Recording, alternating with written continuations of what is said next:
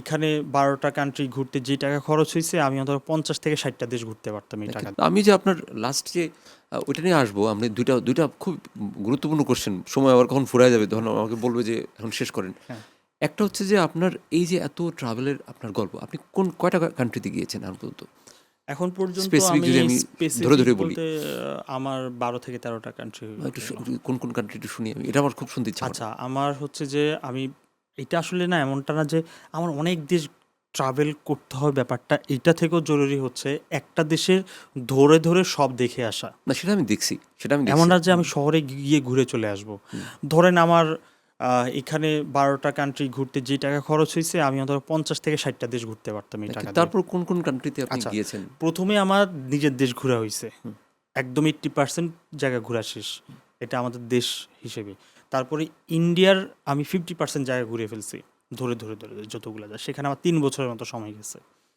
আ মানে ইন্ডিয়ার পরে আমার পরের টার্গেট ছিল নেপাল যাওয়া। নেপালের আ অন্নপূর্ণা বেস ক্যাম্পে যাওয়া হলো এবং মুস্তাং ভ্যালি যাওয়া হলো। ওইসব জায়গায় ঘোরার পর আমার পরবর্তী প্ল্যান হচ্ছে যে মালদ্বীপ, শ্রীলঙ্কা যাবো। মালদ্বীপেও ঘুরে আসলাম।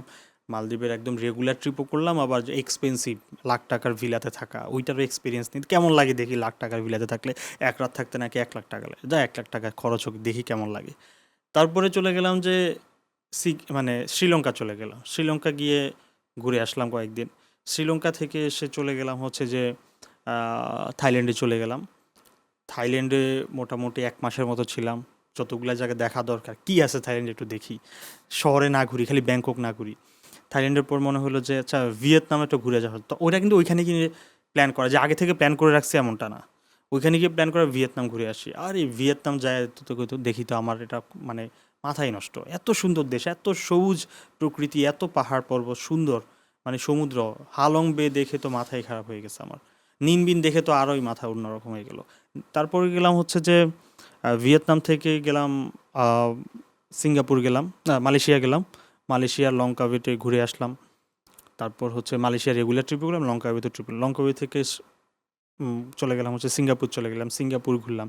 সিঙ্গাপুর ঘুরে এবার একটা বাংলাদেশে চলে আসলাম মোটামুটি ৩ মাসের একটা গ্যাপ নিয়ে। তারপরে আমার প্ল্যান হচ্ছে যে আমি এবার যে দেশগুলো, যেমন হচ্ছে ইন্দোনেশিয়া যাব। ইন্দোনেশিয়া ৪৫ দিনের মতো ছিলাম। যে ইন্দোনেশিয়াতে তো মানুষ বালি, নুসা পেনিনতা এগুলা ঘুরে, আমি দেখি একটু জাভার দিকে যাই।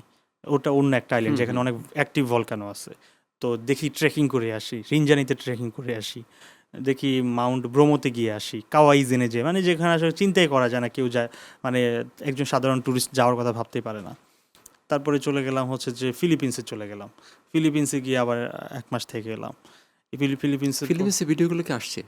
না, এখন আসে নাই। আসেনি। তার ফিলিপিন্সটাও আমার কাছে খুবই, আমি রিসেন্ট কতগুলো ব্লগ দেখছিলাম যে ফিলিপিন্স খুবই সুন্দর দেশটা। খুবই সুন্দর। ফিলিপিন্সের কি আপনি ওই যে দ্বীপগুলোতে গেছেন? হ্যাঁ, ওই যে কি দ্বীপ জানি, যেটা ইসের থেকে, ম্যানিলা থেকে অনেক দূরে।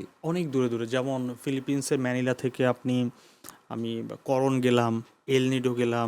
এলনিডোর কথা হ্যাঁ, বলছিলাম আমি। এলনিডো গেলাম। তারপরে পোয়েট্রা প্রিন্সেসা সিটি গেলাম, সেবু গেলাম। তারপরে সেবু তো খুবই সুন্দর, খুব খুবই সুন্দর সুন্দর জায়গা। একটা। হ্যাঁ, সেবুতে অ্যাকচুয়ালি সুন্দর জায়গাগুলো বেশিরভাগই হচ্ছে যে সেবুর পরে হচ্ছে যে গেলাম হচ্ছে যে আহ, মানে আরো কয়েকটা জায়গা, আমি তো সবগুলো এখন মনে নাই, যেমন নামগুলো মোলবোল গেলাম। নামগুলো তারপরে হচ্ছে খটোমটো আছে। বহল গেলাম। হ্যাঁ, ওই শহরগুলো, ওরা তো আসলে আমেরিকান কলোনি ছিল, হ্যাঁ, হ্যাঁ, যার ফলে ওরা মানে ইংলিশে কথা বলে। হ্যাঁ, আর সবথেকে খুবই চমৎকার। চমৎকার ইংলিশে কথা মানে বলে। আপনার ওইখানে যাওয়ার পর, যেখানে ইন্দোনেশিয়া গিয়ে আপনি কোথাও যদি বলেন যে আহ, কোনো, যে আমি একটু ফ্রাইড রাইস, ফ্রাইড চিকেন চাই, সে কিছুই বুঝবে না। ফ্রাইড চিকেন মানে কি, চিকেন মানে কি সেটা বুঝবে না। যদি বলে ফ্রাইড চিকেন লেগ পিস, আমাকে লেগ পিস, ওই শব্দটাও সে বুঝবে না। ওয়াটার বুঝবে না, ওয়াটার মানে কি, টয়লেট মানে কি। আমি অবাক হয়ে গেলাম এগুলোর অর্থ। কিন্তু পাশেই কিন্তু হচ্ছে ফিলিপিন্স। ইংলিশ, একটা ছোট বাচ্চা এত সুন্দর করে ইংলিশ বলে। ফিলিপিন্স মনে হয় একটু এক্সপেন্সিভ। এক্সপেন্সিভ কারণ এক্সপেন্সিভ। হচ্ছে যে ওইখানে হচ্ছে মানে বাই রোডে যাওয়ার ব্যবস্থা কম। সবে হচ্ছে আপনাকে ফ্লাইটে যাইতে হবে অথবা ফেরিতে যাইতে হবে, কারণ ছোট ছোট দ্বীপ তো, পুরা দেশটা ছোট ছোট দ্বীপে ফেরিটাও, এবং আমি দেখলাম যে ওদের ওখানের খাবার টাবারের দামও তুলনামূলক অনেক জায়গার থেকে বেশি, বেশি। ইন্দোনেশিয়া থেকে বা ইন্দোনেশিয়া থাইল্যান্ড সস্তা, থেকে কিন্তু মানে ফিলিপিন্স একটু এক্সপেন্সিভ। একটু এক্সপেন্সিভ দেখলাম। এই যে এতগুলো ট্যুর ট্রিপ আপনি করেছেন, আপনার এর মধ্যে আমি প্রথম ভয়ঙ্কর দিয়ে শুরু করি। আচ্ছা, শেষে হচ্ছে যে চায়নার একটা 1 মাসের ট্রিপ করলাম। চায়না ট্রিপ করলেন। চায়না ট্রিপটা এখন পর্যন্ত করা আমার সবচেয়ে এক্সপেন্সিভ ট্রিপ এবং অ্যাট দ্য সেম টাইম সবচেয়ে সুন্দর ট্রিপ। কারণ আমাদের পাশে যদি চিন্তা করেন, ঢাকা থেকে হচ্ছে আপনার এই মানে পাশের, আমি ঠিক এখন মনে করতে পারতেছি না, কুনমিং। ঢাকা থেকে কুনমিং হচ্ছে পাশের একটা, মানে সরাসরি ফ্লাইট যায় এমন একটা শহর। কুনমিং এক সাইড, বেইজিং আবার মঙ্গোলিয়া সাইড। চিন্তা করেন, একদম কুনমিং থেকে বেইজিং যতগুলা শহর পড়ে সবগুলো আমি ঘুরছি 1 মাসে। ভাবা যায়? ওই ব্লগ কি সব আসছে? এখনো আসে নাই পুরো, কিছু কিছু ছোট ছোট করে ছাড়তেছি, কিন্তু আমি আপনার একটা ত্রুটি ধরবো, ত্রুটি আচ্ছা, ধরার পর জি। আচ্ছা আমি আগে কান্ট্রিগুলো শেষ করি। চীনের পরে আর কোন কান্ট্রিতে চীনের পরে এখন আমার আপাতত কোনো কান্ট্রির প্ল্যান এখনো হয় নাই। এখন চীনের পরে আমরা জাপানে যাওয়ার প্ল্যান করতেছি, রিসেন্টলি ইউকে যাওয়ার প্ল্যান করতেছি। এখন বাংলাদেশের ভিসা রেশিও কিছুটা কম, যার কারণে একটু ওয়েট করতেছি, যখন একটু ভালো স্ট্যাবল পজিশনে আসবে তখন আরও কয়েকটা দেশের ভিসা করবো। তবে এখন পরবর্তী যদি প্ল্যান করে থাকি তাহলে হচ্ছে আফ্রিকার দিকে যাওয়ার প্ল্যান হচ্ছে। Fine, nice. ইউরোপের দিকে যাওয়ার প্ল্যান নেই? ইউরোপের দিকে যাব, স্ক্যান্ডিনেভিয়া, হ্যাঁ, একটু সময় নরওয়ে, নিয়ে যাব। সুইডেন, যেটা বললাম ফিনল্যান্ড। যে সবচেয়ে, আপনি যদি দেখেন আমাদের এশিয়া অঞ্চলে দেখেন ইউরোপিয়ানরা সবচেয়ে বেশি ঘুরতে আসে। এইখানে এত পরিমাণ ভেরিয়েশন আছে, মানে আর অন্যদিকে অনেক কালচার, অনেক সস্তা, সব কিছু মিলে। তা আমি আমাদের এশিয়াটা ঘোরা শেষ করি।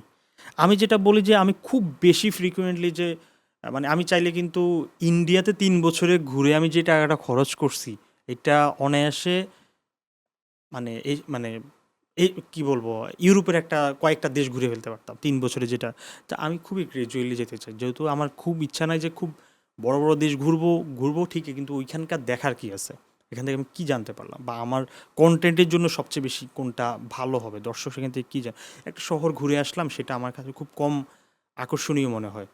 কিন্তু ধরেন আমার শহরের বাইরে দেখার মতো কি আছে, যা কোনটা ওয়ার্ল্ড হেরিটেজ সাইট।